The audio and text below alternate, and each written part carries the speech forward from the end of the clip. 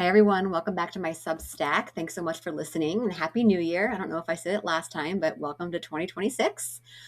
Before recording, I realized I have a very blue tongue.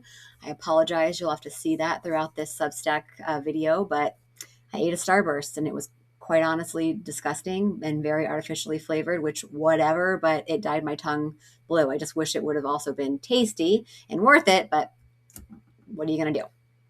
Anyway, today I'm talking about New Year's resolutions, which I feel like is kind of a faux pas term anymore. People are coming up with maybe more something like New Year's goals, which is the same thing, but maybe just rewording it, or even like, what is your vision for the year? Coming up with a vision for the year, or even a word for the year. A lot of my clients have a word or two that they have for the year that they put up on their wall, or a vision board for the year. Either way, oftentimes these goals, visions have something to do with manipulating or changing your body. And I did just come out with a book that you can find on Amazon, which I talked about in my last Substack, Within Reach. I really hope that you can, if you're interested, you can take a look at that and get something out of that. I really put a lot of thought into that book. But I'm going to read to you like a blurb, which I've done in the past, a blurb from the book. This one is specifically about how our weight obsession is killing us. And I feel like the beginning of the calendar year is a perfect time for this reminder that maybe, even though our society is telling us that by doing whatever we can to lose weight makes us healthier, maybe it's actually doing the opposite. So I'm just going to read you this little blurb from my book. Imagine waking up one day and no one talked about body weight. No one talked about diets or restrictions. There were no scales. The words body and weight didn't even exist together. Imagine we all lived in our bodies and took up whatever space we needed to take up, without question. Imagine how different that world would be. Imagine how different your life would be. You thought I was going to use this chapter to discuss how our weight is killing us, since after all, that's what we've been taught our whole lives. Since the moment we started talking, conversing with others, and tuning into television shows and other media platforms, we've been socialized to believe that existing in a larger body automatically means unhealthy, unfit, lazy, and other not so kind adjectives. We've also been socialized to believe that most people are skinny. Think about your favorite TV shows, especially as a kid. The size diversity on those shows never matched the size diversity in our general population, nor did or does the race and color diversity while we're on the topic.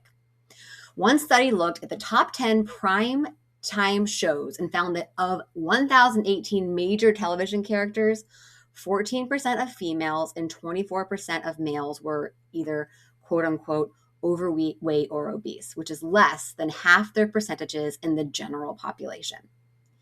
Think of the shows you watched growing up. Were the bigger characters described as fit, healthy, admirable? My guess is no.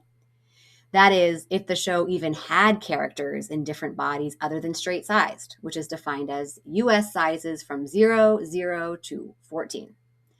One of my favorite shows growing up, Hey Dude, on Nickelodeon, followed the plot of teenagers on summer vacation working at a dude ranch in Arizona. Each of the characters was thin. One of the female characters, Melody, played by Christina Taylor, complained about her weight in several episodes, putting the idea in my impressionable mind that her body, which was straight-sized but did happen to be larger than the other main female character, was a problem. It was a topic of discussion in several episodes.